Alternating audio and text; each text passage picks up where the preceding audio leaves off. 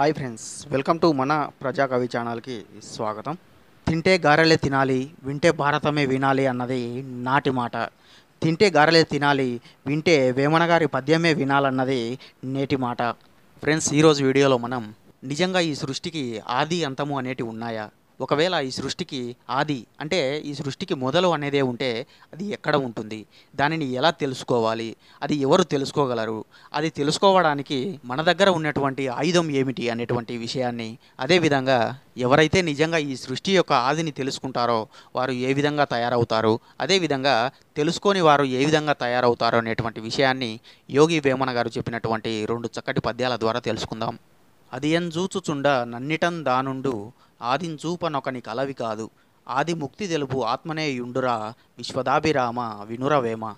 అంటే ఫ్రెండ్స్, ఇక్కడ చూడండి, అది ఎంజూచుచుండ నన్నిటం దానుండు అంటే ఎవరైతే ఈ సృష్టి యొక్క మొదలును తెలుసుకోవడానికి ప్రయత్నం చేస్తారో ఆ ప్రయత్నంలోనే వారికి ఈ సృష్టి అంతా కూడా భగవంతుడే ఉన్నాడు అనేటువంటి విషయం తెలుస్తుంది. ఇక్కడ నన్నిటన్ అంటే అంతటా అని అర్థం. అదేవిధంగా ఆదింజూపనొకని కలవి కాదు అంటే ఎవరైతే ఈ సృష్టి యొక్క మొదలును తెలుసుకోవడానికి ప్రయత్నం చేస్తారో వారికి మాత్రమే ఈ సృష్టి యొక్క ఆది ఏది అన్న విషయం తెలుస్తుంది. కానీ ఆ తెలుసుకున్నవాడు ఇదే సృష్టి యొక్క మొదలు అనేటువంటి విషయాన్ని ఇతరులకు చూపించడానికి సాధ్యపడదు అని చెప్తున్నాడు. ఇక్కడ అలవి కాదు అంటే సాధ్యపడదు.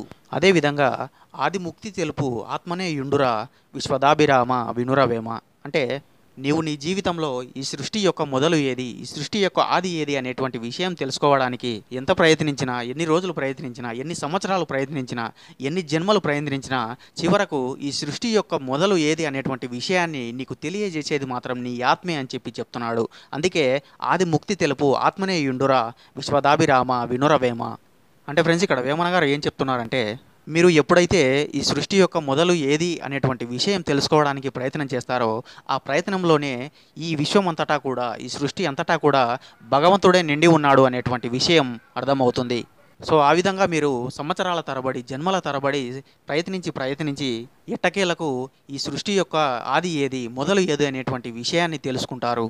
కానీ మీరు మీ ప్రయత్నం ద్వారా ఏదైతే మీరు ఈ సృష్టి యొక్క మొదలు అని తెలుసుకుంటారో, మీరు తెలుసుకున్నటువంటి ఈ సృష్టి యొక్క ఆదిని మాత్రం ఎవరికి చూపించలేరు, ఎదుటి వాళ్ళు చూడను లేరు.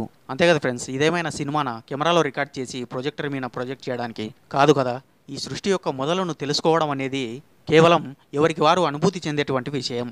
అంతేకాని అదిగో ఈ విధంగా ప్రయత్నించి నేను ఈ సృష్టి యొక్క ఆది ఏదో తెలుసుకున్నాను, ఈ సృష్టి యొక్క మొదలును చూశాను, ఇదిగో నువ్వు చూడు అని చెప్పి ఎదుటి వారికి చూసినవాడు చెప్పలేడు, చూపలేడు, ఎదుటి వాళ్ళు చూడలేరు. సో ఆ ప్రాసెస్ అనేది అంత విచిత్రంగా ఉంటుంది. మరి మనం ఇంత ప్రయత్నిస్తే, ఇన్ని సంవత్సరాలు ప్రయత్నిస్తే, ఇన్ని జన్మలు ప్రయత్నిస్తే ఎట్టకేలకు ఈ సృష్టి యొక్క మొదలు ఏది, ఈ సృష్టి యొక్క ఆది ఏది అనేటువంటి విషయాన్ని మాత్రం మనకు తెలియజేసేది ఏందయ్యా అంటే మన ఆత్మేనంట. అందుకే మన పెద్దవాళ్ళు చెప్తూ ఉంటారు, కాళ్ళు చేతులు బాగున్నప్పుడే, ఈ శరీరంతో మనం సజీవంగా ఉన్నప్పుడే ఈ సృష్టి యొక్క రహస్యాలను కానీ ఆ పరమాత్ముని కానీ చేరుకోవాలి అనేటువంటి విషయాన్ని చెబుతూ ఉంటారు. సో ఇది ఫ్రెండ్స్, విన్నారు కదా. అదేవిధంగా ఈ సృష్టి యొక్క ఆదిని తెలుసుకోవాలి అనేటువంటి ప్రయత్నంలో తెలుసుకున్నవాడు ఏ విధంగా తయారవుతాడు, తెలుసుకోలేనివాడు చివరకు ఏ విధంగా తయారవుతాడు అనేటువంటి విషయాన్ని కూడా వేమన గారు చెప్పినటువంటి మరో పద్యం ద్వారా తెలుసుకుందాం. అది ఒకటిని తెలిసి ఆదిని నిలిపిన ఆదిన్ బాయకున్న నభవుండవును, ఆది బాయువాడు అందుని రీతిరా విశ్వదాభిరామ వినురవేమ.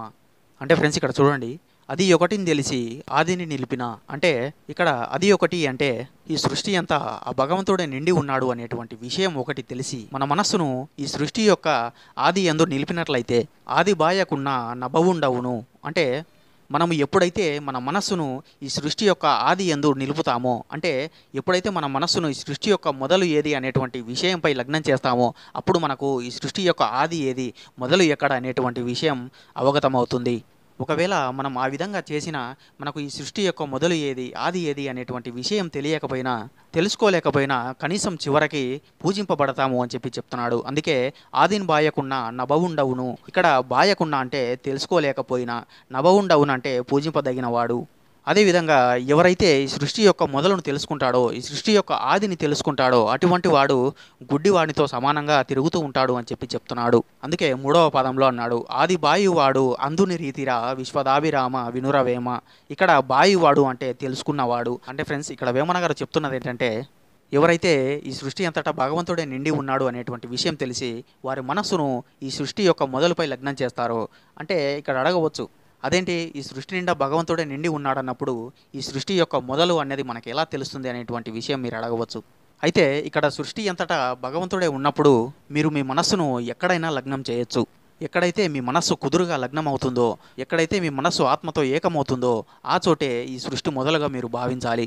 ఉదాహరణకు ఏ విధంగా అయితే ఒక సర్కిల్లో ఉన్నటువంటి ఏ పాయింట్ నుండి లైన్ గీసినా కరెక్ట్గా మళ్ళీ సెంటర్కే వస్తుందో, అదేవిధంగా ఈ సృష్టి కూడా ఒక వృత్తాకారంలో ఉండి ఈ సృష్టి నిండా భగవంతుడే నిండి ఉండి ఈ సృష్టిలో మీరు ఎక్కడ మనసు లగ్నం చేసినా అది ఖచ్చితంగా ఈ సృష్టి యొక్క మొదలుకే వస్తుంది.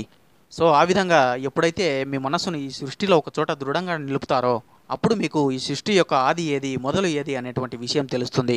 ఒకవేళ ఆ ప్రయత్నంలో మీకు ఈ సృష్టి యొక్క మొదలు ఏది అనేటువంటి విషయం తెలియకపోయినా కనీసం చివరికి మీరు ఈ సృష్టి గురించి ఎంతో కొంత అవగాహన ఉండి ఈ సమాజం చేత పూజింపబడతారు అని చెప్పడం జరిగింది. ఒకవేళ మీరు ప్రయత్నించి ఈ సృష్టి యొక్క ఆది ఏది అనేటువంటి విషయాన్ని తెలుసుకుంటే మాత్రం చివరకు మీరు కళ్ళున్న గుడ్డివాడిలాగే తయారవుతారు అని చెప్తున్నాడు. ఎందుకంటే ఫ్రెండ్స్, ఎప్పుడైతే మనం ఈ సృష్టి యొక్క ఆదిని అంతాన్ని తెలుసుకుంటామో అప్పుడు మనకు ఈ జీవితం యొక్క వాస్తవికత ఏంటి అన్న విషయం తెలుస్తుంది. అలా తెలుసుకున్నప్పుడే మనము ఈ సమాజంతో సంబంధం లేకుండా ఒక గుడ్డివాణిలాగా అటు ఇటు తిరుగుతూ లోపల ఆత్మ సంతృప్తికై పరితపిస్తూ ఇక ఈ బాహ్య ప్రపంచంలో మనం ఏం చేసినా ఏం సాధించినా ఎన్ని చేసినా అశాశ్వతం అని తెలుసుకున్నాక అటు ఏమి చేయలేక ఎవరికి ఏమి చెప్పలేక అసలు ఏమి చేయాలో తోచక చివరికి పిచ్చి పట్టి కళ్ళున్నా సరే ఒక గుడ్డివాణిలాగా కళ్ళెదుట ఏమున్నా చూడలేక అలా ముందుకు సాగిపోతూ ఉంటారు. సో అటువంటి వాళ్ళను మనం చాలాసార్లు మన ఊర్లలోనో సిటీల్లోనో అక్కడక్కడ రోడ్లపై చూస్తూ ఉంటాం. కానీ వాళ్ళందరూ ఈ బాహ్య సమాజానికి చూడడానికి ఒక పిచ్చి వాళ్ళ వలె, ఒక కళ్ళున్న గుడ్డి వాళ్ళ వలె కనబడుతూ ఉంటారు. కానీ వాస్తవానికి వారికి కలిగినటువంటి జ్ఞానోదయాన్ని ప్రపంచానికి చెప్పలేక చూపలేక ఆ విధంగా తిరుగుతూ ఉంటారు. అందుకు బెస్ట్ ఎగ్జాంపుల్ యోగి వేమన గారు. వేమన గారికి ఎప్పుడైతే ఆత్మజ్ఞానం కలిగిందో, తద్వారా జ్ఞానోదయం కలిగిందో ఆ రోజు నుండి ఈ బాహ్య సమాజంలో వేమన గారు ఒక కళ్ళున్న గుడ్డివాడిలాగా తిరుగుతూ తనకు కలిగినటువంటి జ్ఞానాన్ని ఏ విధంగా ఈ సమాజానికి చెప్పాలి అనే విషయాన్ని ఆలోచిస్తూ చివరికి వేమన గారు తనకు ప్రాప్తించినటువంటి ఈ పద్య రూపాల్లో మనకు అందించడం జరిగింది. అదే ఒకవేళ ఈ సృష్టి యొక్క మొదలను తెలుసుకోవాలి అనేటువంటి ప్రయత్నం చేసి తెలుసుకోకపోయినా పర్వాలేదు, చివరికి ఆ జ్ఞానంతో మనము కనీసము ఈ సమాజం చేత పూజింపబడతాము అని చెప్పడం జరిగింది. అంటే ఫ్రెండ్స్, సింపుల్గా చెప్పాలంటే మనం ఎప్పుడైతే సృష్టి యొక్క ఆదిని అంటే సృష్టి యొక్క మొదలుడు గురించి తెలుసుకుంటామో అప్పుడు మనము ఈ సమాజంలో ఒక కళ్ళున్న గుడ్డివాడిలాగా తిరగవలసి ఉంటుంది. అదే తెలుసుకోకపోతే కనీసం ఆ ప్రయత్నంలో మనకు కలిగినటువంటి జ్ఞానంతో నలుగురికి ఆ జ్ఞానాన్ని పంచుతూ చివరికి కనీసం ఈ సమాజంతో పూజింపబడతాము. సో ఇది ఫ్రెండ్స్, విన్నారు కదా, ఈ సృష్టి యొక్క ఆదిని ఏ విధంగా చూడాలి, ఏ విధంగా దర్శించాలి, ఎవరు దర్శించాలి, ఒకవేళ దర్శించినా అది ఇతరులకు చూపడం ఎలా అసాధ్యమవుతుంది, అదేవిధంగా ఈ సృష్టి యొక్క ఆదిని దర్శించుకున్నవాడు ఏ విధంగా సమాజంలో ప్రవర్తిస్తాడు, ఆ ఆదిని దర్శించుకొని వాడు ఎటువంటి ఫలితాన్ని పొందుతాడు అనేటువంటి విషయాన్ని యోగి వేమన గారు చెప్పినటువంటి 2 చక్కటి పద్యాల ద్వారా తెలుసుకున్నాం. సో ఇది ఫ్రెండ్స్, మరో వీడియోలో మరో పద్యంతో మళ్ళీ కలుద్దాం. అంతవరకు సెలవు. Keep watching.